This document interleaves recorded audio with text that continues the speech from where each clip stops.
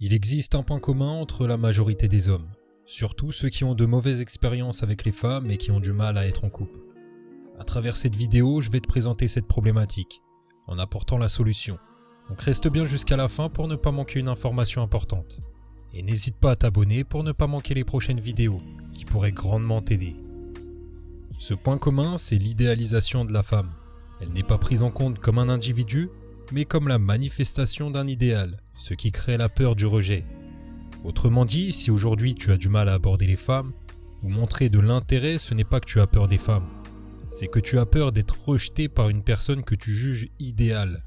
Tu l'as peut-être remarqué par toi-même, ça fonctionne toujours mieux avec les femmes qui ne te plaisent pas. Pourtant, ton physique ne change pas.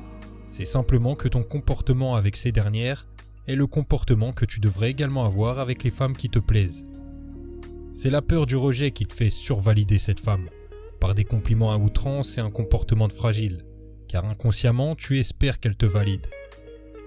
C'est-à-dire que tu devrais séparer la femme de l'idéal, et à partir de là, une nouvelle porte s'ouvrira à toi. Tu dois comprendre une chose, l'être humain a une attirance particulière pour les personnes ou les choses qui n'ont pas besoin de lui, car c'est là que le bénéfice est le plus important.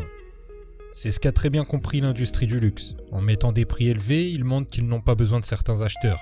Ils excluent volontairement une partie de la population, et pourtant c'est exactement ces personnes qui courent le plus derrière ces marques, car elles ont besoin de la validation qu'apporte la marque. Ce principe fonctionne très bien avec les femmes.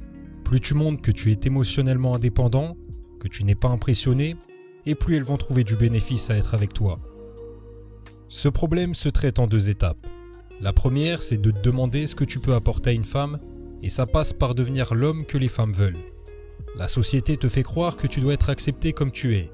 Certains vont avoir des phrases réconfortantes pour ne pas te brusquer, et j'en suis vraiment désolé pour toi.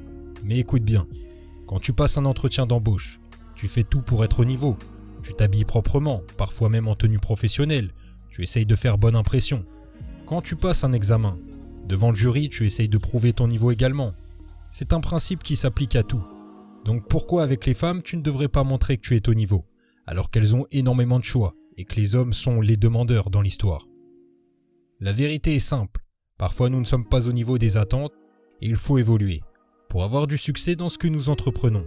Donc si aujourd'hui tu n'as pas toutes les compétences, que ce soit physiques, financières ou mentales, pour avoir les femmes que tu veux, tu dois évoluer. Tu ne peux pas rester toi-même en espérant avoir du succès. Si la personne que tu es ne répond pas aux attentes, c'est peut-être dur à entendre, mais c'est une réalité. Alors je ne te dis pas de changer de personnalité, ou de t'inventer une vie, mais simplement de devenir une version 2.0, une version améliorée de ta propre personnalité.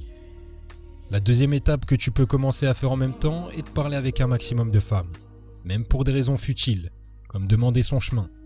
L'objectif est de ne plus idéaliser. Au fur et à mesure que tu progresses, tu pourras augmenter la difficulté. Mais tu te rendras vite compte que demander le numéro d'une femme n'est pas plus difficile que lui demander ton chemin. J'espère que cette vidéo va t'aider à te développer, on se retrouve prochainement.